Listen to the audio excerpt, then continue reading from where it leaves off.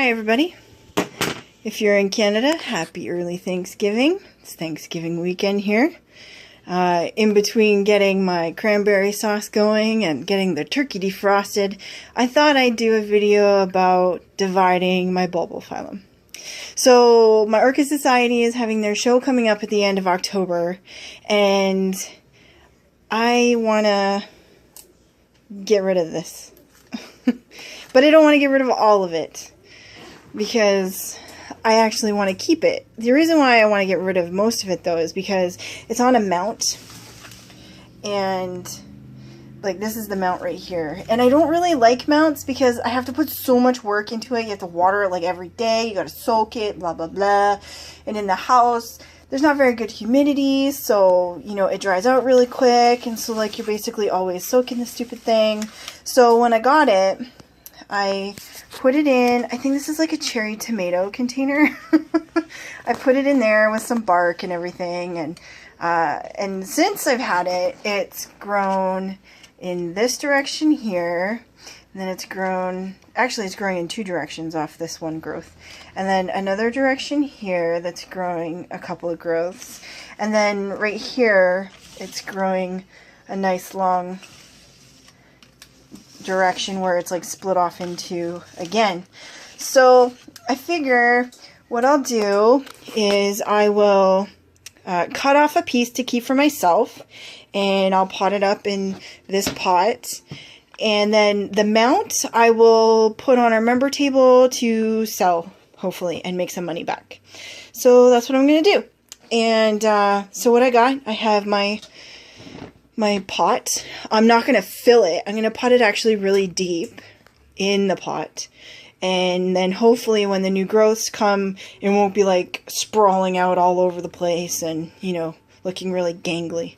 Then I got my soaked bark and I got my sterilized scissors. So I can only do this with two hands, but I only have one right now if I'm holding my phone. So I'm going to pause it and I'm going to cut off a piece. I think I'm going to actually cut right here. And then I have 4 growths, and it's growing in 2 directions. And then I'll sell them out, and hopefully I'll have some extra room on my shelf. So I'll be right back. Okay, so accidentally hit the stop button, but that's alright. We'll see if we can put both these videos together. So I've cut the piece off my mount. This is what's left of the actual plant. So I'll be, here, let's pull it out. That's the plant on the mount. It's got its hook there. So it's got fairly good growth direction. So it should be okay. And it actually has a new growth right there that's just finishing up maturing. So this I'll end up selling at my show, at the society show. This is the leftover bark that I'll be getting rid of.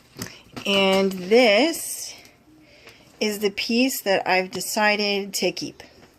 So it's got 4 growths, it's got some pretty good roots, it's got active root tips, and yeah, I'm hoping this will do good for me. And I just got to clean it up, I got to get off all this old bark, and apparently the mount split and broke off. So I will be back in a moment when we have it in the pot. Okay, so this is the pot that I'm going to pot it in. I'm probably only going to pot it like maybe that deep in the pot, so that the sides can force the plant to grow upwards and not be so spread out. So yeah, that should sit nice in there like that. So I'll take the bark.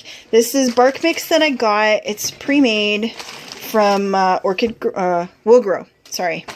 So it's just like the general mix. So it's got some moss, it's got perlite, charcoal, and medium-sized bark in it. I don't really know the percentages though. I just buy it in a bag and I use it, and all my plants seem to really like it, so I'm happy with it. So I'll be back once I have got it potted up. Okay, so here's a really good tip. After you've gotten your plant into the pot and you've put some media in and you've gotten it all around in the roots and stuff, what you want to do is you want to tap it. Like that, and it'll help the moss and the bark and everything settle into the pot a little bit better and fill some of the air holes, so then you can see if you need to add more or not. Now This thing was really wonky growing off of the mount and into the tomato basket, so I don't expect it to sit really nicely in the pot just yet. It's going to take some time to grow into it.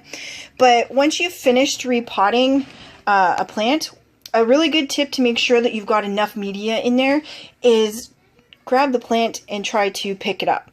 I'm not going to do it on this one because it's not got long enough roots because of it being like all aerial and stuff, and it was being on the mount. So it's not in there very well. So I'm going to put a stake probably and attach this growth right here to the stake to keep it stable. But if you're doing like Phalaenopsis or Cattleyas, a really good tip is to make sure you've got it in there securely. Just grab it and lift it up. And if you can lift the whole plant up without the pot falling off by the plant, then you have enough media in there and it should be okay.